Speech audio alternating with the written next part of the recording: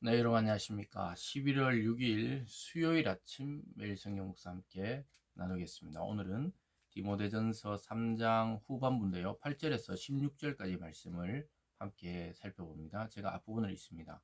이와 같이 집사들도 정중하고 일구이언을 하지 아니하고 술에 임박히지 아니하고 더러운 일을 탐하지 아니하고 깨끗한 양심에 믿음의 비밀을 가진 자라야 할지니 이에 이 사람들을 먼저 시험하여 보고 그 후에 책망할 것이 없으면 집사의 직분을 맡게 할 것이요. 아멘. 한 구절을 더 있습니다. 15절로 가보겠습니다. 15절입니다. 만일 내가 지체하면 너로 하여금 하나님의 집에서 어떻게 행해야 할지를 알게 하려 함이니 이 집은 살아계신 하나님의 교회요 진리의 기둥과 터니라. 아멘. 오늘 본문의 내용을 중심으로 교회의 고귀한 정체, 교회의 고귀한 정체라는 제목으로 말씀을 증거하겠습니다. 어제에 이어서 오늘 앞부분은 감독의 자격에 대해서 어제 말했다면 오늘은 집사의 자격에 대해서 오늘 말하고 있습니다.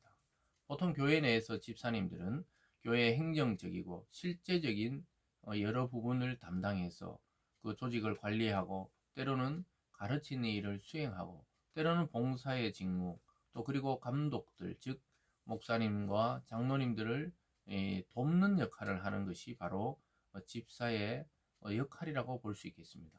오늘은 그러한 집사님들을 뽑을 때 어떠한 자격을 가져야 되는지를 이야기합니다. 그래서 자격이 있어야 된다는 거예요. 어떤 직분이든지 뭐 세상의 직업들이나 직분도 자격이 있지만 교회에도 자격이 있는 자를 뽑아야 된다. 그래서 그걸 평소에 갑자기 알 수 없어요. 평소의 삶을 통해 그의 어떠함이 드러나야 되는데요. 감독의 직분과 비슷합니다. 비슷한 내용들을 다루고 있습니다. 쭉 읽어보면요. 8절부터 보면은 정중하고 일구이연하지 않고 술에 임박히지 않고 더러운 이득을 탐하지 않고 깨끗한 양심이 있어야 되고 믿음의 비밀을 가진 자, 즉 복음을 제대로 깨닫고 알고 믿음이 무엇인지 그 비밀을 신비를 아는 자를 뽑아야 한다고 이야기하고 있습니다. 그리고 이런 사람들을 10절에 보면 먼저 시험하고 보고 그 후에 책망할 것이 없으면 직분을 맡겨라. 그래서 평소의 삶을 통해 교인들의 그 눈을 보며 또 눈을 통해 그를 알 수 있는 것이죠. 그리고 여기서 이 집사의 자격은 흔히 우리가 1년에 한 번씩 임명하는 서리 집사님들이 아니고 안수해서 세우는 안수 집사님 또는 어떤 교단은 또 장립 집사님 이렇게 말하기도 합니다. 그래서 그들의 역할을 말하는 것이죠. 그래서 그들은 안수해서 세우는 집사님들을 말합니다. 일반적으로 일명하는 서리 집사님들을 말하는 것이 아니고요. 교회의 직제상 안수해서 세우시는 분들을 말한다고 볼 수 있겠습니다. 그래서 감독의 직분과 비슷하죠. 시험하고 여성들도 세우는데요. 11절에 여자들도 이와 같이 정숙하고 모함하지 아니하며 절제하며 모든 일에 충성된 자라야 할지니라. 그래서 여성 이 집사님들도 보면은 정숙하고 요즘 말로 하면 좀 권사님 직분에 거의 해당한다고 볼 수 있습니다. 여성들은.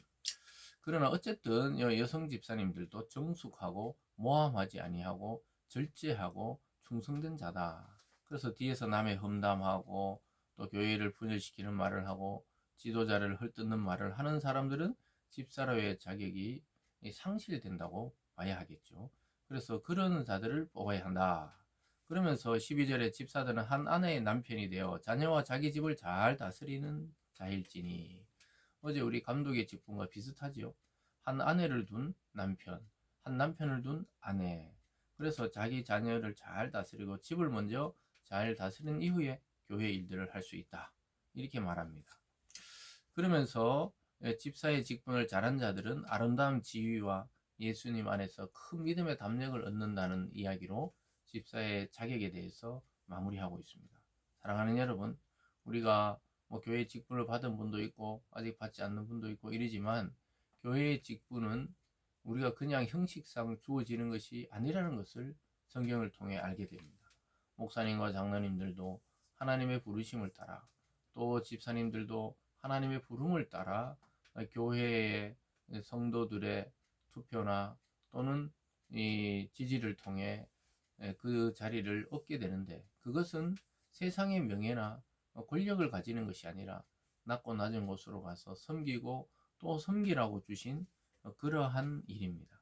그래서 섬김이야말로 신앙 실천의 꽃이라고 볼 수 있습니다.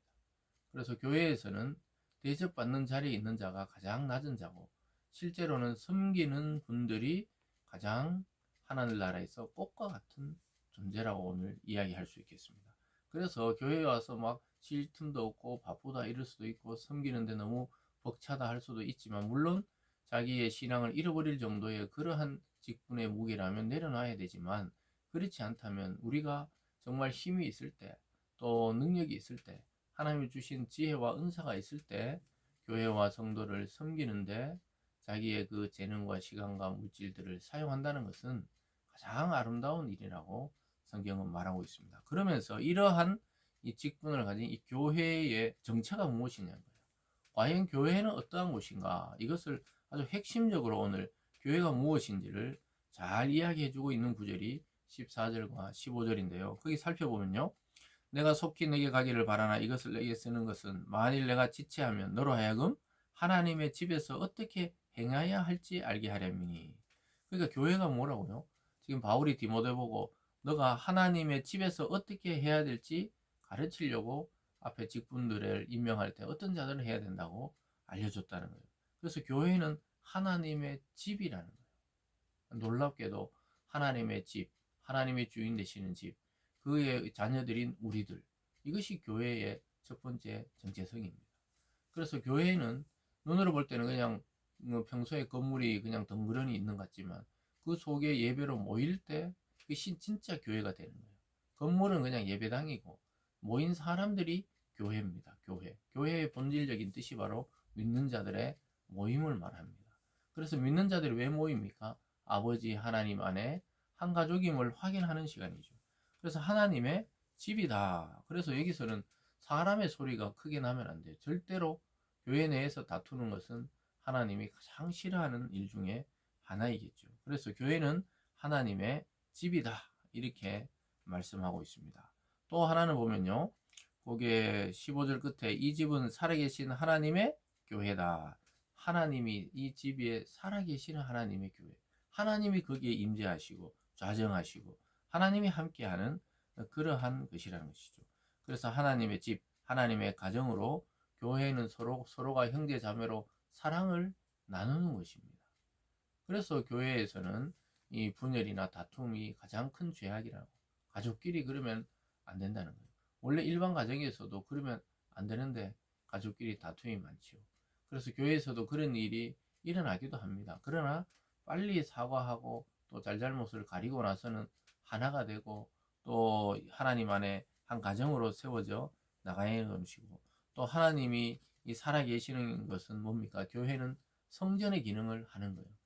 구약의 성전의 그런 의미는 아니지만 성전의 기능이죠. 거기 나와서 하나님께 기도하고 응답받고 예배드리고 하나님의 임재를 경험하는 그런 거룩한 장소이라는 것이죠. 그러면서 진리의 기둥과 터라고 말하고 있습니다. 교회는 진리의 기둥과 터 위에 세우는 것입니다. 그래서 진리이신 예수 그리스도, 복음을 배우고 복음을 변호하고 복음을 전파하는 것이 바로 우리가 속한 교회의 본질적인 정체성입니다. 그래서 교회는 먹고 마시고 교제하고 이런 즐거움만 있는 것이 아니라 때로는 핍박 속에서 복음을 변호하고 고통 속에서도 복음을 전파하는 곳이 이 교회이지, 그냥 우리끼리 모여서 무슨 개모임 하듯이 즐겁게 뭐 밥 먹고 또 노래 부르고 이런 것이 아니라는 거예요. 하나님이 살아계시는 그 거룩한 가정과 같은 교회라고 볼 수가 있겠죠. 그래서 교회의 정체성은 하나님의 집이고 하나님의 교회이며 진리의 기둥과 터라는 것이죠. 그래서 이 교회는 하나님을 부모로 두며 또 형제간에 우애하며 이웃에게는 복음을 전파하는 곳이 되어야 할 것입니다. 그러면서 이것이 굉장히 큰 비밀이라고 말하죠. 16절에 그도다 경건의 비밀이요 그렇지 않다 하는 이 없도다. 그는 육신으로 나타나신 바 되시고 영으로 어렵다 하심을 받으시고 천사들에게 보이시고 만국에 전파되시고 세상에 믿음 받으시고 영광 가운데서 올려지셨느니라. 이 말이 뭡니까? 예수 그리스도의 그 영광이 나타나고 또 그것이 임재하고 또 그 속에 누가 계시느냐? 그리스도 안에서 우리 모두가 통일된다고 이야기하고 있습니다. 그래서 이 경건의 비밀이 엄청나게 큰 것이죠. 그래서 우리의 경건의 핵심은 예수 그리스도가 계시는 것이죠. 그래서 그리스도는 육신과 또 성령과 또 이 세상의 모든 만물을 통합하시고 통일하시고 또 우리의 몸뿐만 아니라 몸과 영이 하나님 안에서 일체가 되는 것이죠. 그래서 몸과 영과 하나님이 이 땅과 다 이어져 있는 거예요. 우리가 땅과 하늘이 떨어져 있는 것 같지만 이어져 있는 거예요. 우리의 몸과 영혼이 이어져 있고 붙어 있는 것처럼 하나님의 성령과 우리가 붙어 있는 것입니다.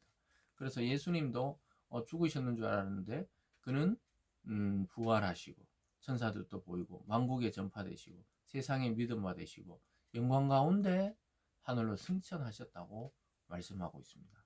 사랑하는 여러분, 오늘 이 말씀을 통해 앞에 두 직분이 대표적으로 교회 직분을 통해서 교회가 과연 어떤 곳이길래 우리가 이러한 모임을 하고 있는가, 또 이러한 직분들을 가지는가를 잘 설명하면서 핵심적인 내용은 하나님이 거하시는 집, 가정이라는 사실입니다.